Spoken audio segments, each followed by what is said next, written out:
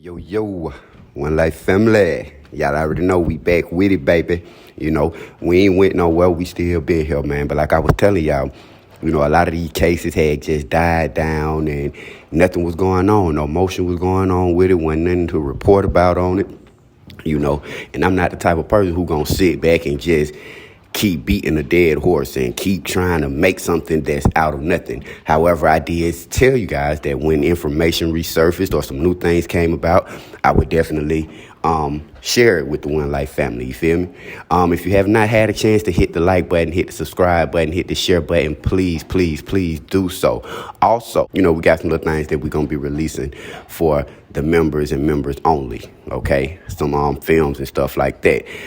But One Life family, what I wanted to go into right now was the interview that the four Americans that were kidnapped over in Mexico, where two lost their life. One was shot, and then the young lady, Miss Latavia McGee, was let go. Latavia McGee and the other survivor, Eric Williams, they finally spoke out with CNN, and they did a really good interview, and they told us, firsthand some things that we didn't know happened, because the other girl who spoke out, she definitely did a terrible job, but she didn't know the information to share with us because she wasn't there. So now we are about to listen to the interview from the two survivors and get a better understanding of what actually transpired over there and how this thing came about from their perspective, which it touched my heart. I ain't gonna lie, One Life. It touched my heart just to hear the things that they went through, regardless of what they may have been over there doing or not doing, just to hear their point of view and how this happened to them. And even furthermore, for the U.S. government to allow this to have happened to them. And these people were completely in the wrong. I mean, the people who did this to them were completely in the wrong. So listen from Mr. Eric Williams and Miss Latavia McGee, and let's kind of just talk about it after the fact. Latavia Washington McGee joining me now. Thank you so much for being with us. So what happened when you crossed over? We turned down this little side road because we was going to see if that led us to the destination and we was going to turn around. We heard a car beat the horn and pulled around us. Zendel was in the back seat. He said, "Don't stop."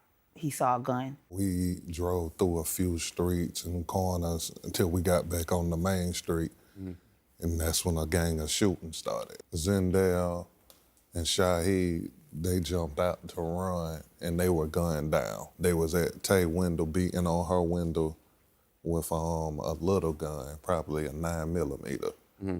And I jumped out of the driver's side. And when I jumped out on the driver's side, that's when I was shot in both legs. We was on the ground for maybe like 10 minutes after they took everything from us. And I guess whoever told them to just go ahead and bring us with them, that's when they loaded us on the back of the truck.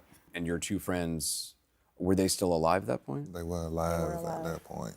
I couldn't see Shaheed because he was like behind me, but I could see Zendel back. He was hit 2 times and big chunks of meat was gone out of him.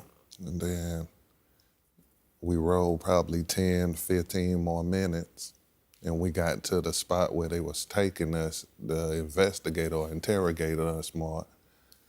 And that's when Shaheed said, "I love y'all, I'm gone." And he died right there. Those were his last of the words. truck. Yeah, that he loved us and he was gone. That was the last thing he said. And that was in the back of the pickup? Yes, sir. Were you able to say anything to him, or? I just told him I was sorry. So you finally arrived at this destination. What was it? It was a house with a lot of Mexicans outside with guns. Putting on Diablo mask, red plastic mask. They put masks on? Yeah, it was putting the guns to our head, telling us not to look up, things like that. Had you gotten any kind of medical treatment? The cartel took us to a clinic after we left from the spot where they was questioning us at. They told us, they was like, I guess after they kept asking us and our answers never changed. They said, well, we're gonna get y'all some help. And what kind of treatment did they give you? They put my leg on a 2x4, and then they stitched it up. They just stitched it up? Right. Did they give you... No pain medicine or nothing. They just stitched it up. And it might have not even been later that same day, all the stitches bust out. Did they check to see if the bullet was still inside or anything like that? No, sir. After they stitched it, they took some, like, I guess, gauze, and they put the 2x4 board under there, and they was wrapping it around like that, and I was telling them the 2x4 was hitting me in the back of my leg, and it was killing me, so they took away the 2x4. What about Zindel? Me and him was in the room together, and he was fighting for his life, and they ain't do nothing. They didn't do anything to treat him? Mm-mm. Was he conscious? Were you able to talk to him? Yeah. I talked to him the whole time. What do you say in a situation like that? I just told him I'm sorry, because I asked him to come with me. And he was like, it's okay, I'm your brother. I'm supposed to be there for you. I love you. And is that where he died? They told, after he didn't fight so long, they was like, they was gonna take him to the hospital. Then they came back like maybe an hour later, and it was like he was dead. So all this time, I mean, there's guys with guns around you, guarding you. Mm-hmm. They was like, we had to stay there for them to investigate us and different things. And like one of them was sitting by a chair, like where you sitting to, and he was looking at something on his phone. And I can remember the sound of that day of when it happened. Like I could remember the gunshots, the noise, and I heard it. And I asked him, I said, excuse me, is that us? And he said, yes. I said, can I see it? And he's like, hold on. And he turned the phone around, and it showed a video of us being kidnapped and stuff like that. One of the gunmen actually showed you the video that we've all seen of you being kidnapped on the street. Mm-hmm. That's surreal. I mean, what was that like? I just started crying. It's like I'm never going home. Did it in any way help you to know that this video was out there, that people at least knew? It felt, I thought maybe it was just out in Mexico. I didn't know that it hadn't reached the States. The United States, right.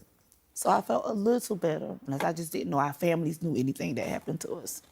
You're a woman in custody with cartel gunmen. Were they threatening to you in violence, in sexual violence? I mean... Yeah, they said all that stuff, all that. They did? Mm-hmm. Right. They tried to make us have sex with each other, And but we told them we was brothers and sisters. We brother and sister, and that she was pregnant. Wait a minute. They tried to make you have sex with each other. Mm-hmm. What did they say to you? They was like, what are y'all? We said brothers and sisters. And they was like, have sex with each other. I was like, no, these are my brothers. I'm pregnant.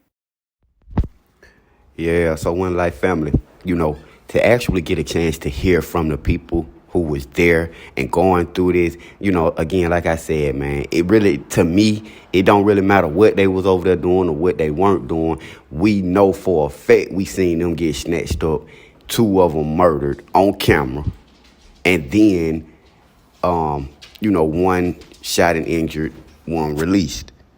But then to hear the things that they had to go through in the midst of this, it just leads me to believe or look at it like that's why I don't really put so much emphasis and so much trust into the justice system. We know how the justice system do us.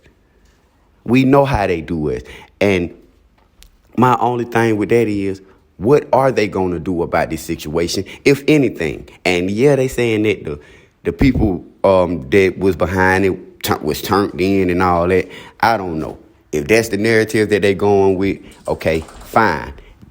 They know for a fact. Well, I can't say that because they did say them people had on masks, but I'm thinking in the midst of it when it happened, they know who did this and who did that. So I don't know if that's something that they gonna speak up against. I don't know if it's something they finna let ride.